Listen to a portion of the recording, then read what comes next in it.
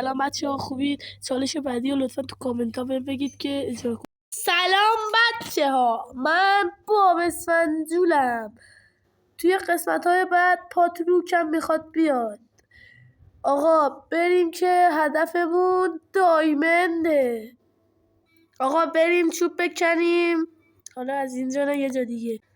ایسا داداش چطوری؟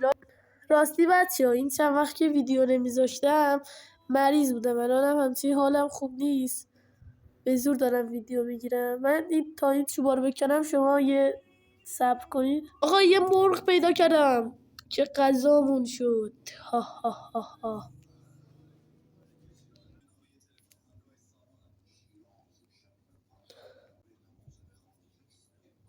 راستی بچه ها، اگه مثلا تو یه جایی بودید نفستون داشت تموم میشد از اینا دیدید، برید روش و بشینید.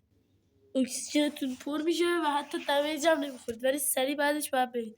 نگاه الان پر شد، الان خالیه. نگاه همینجوری میرید روش.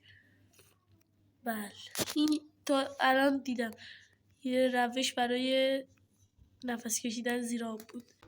آقا تو این دریاچه من امید دارم دایمند پیدا کنه. به خود آهن نفسم داره تمام میشه. آی برو بالا. آقا آهن پیدا کرد. برو. امیدوارم. نه چرا اینجوری شد؟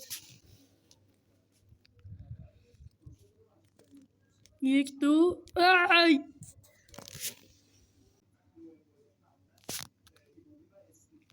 بادا.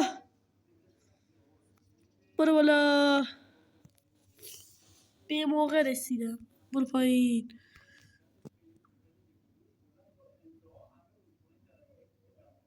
نمیشه.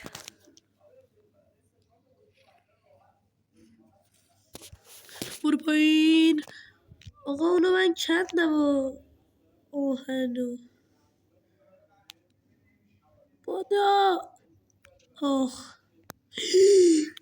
وای وای وای وای، یادم نبود نمیشه. آقا شکست. اگه از این ویدیو خوشتون اومد لایک و ساب فراموش نشه.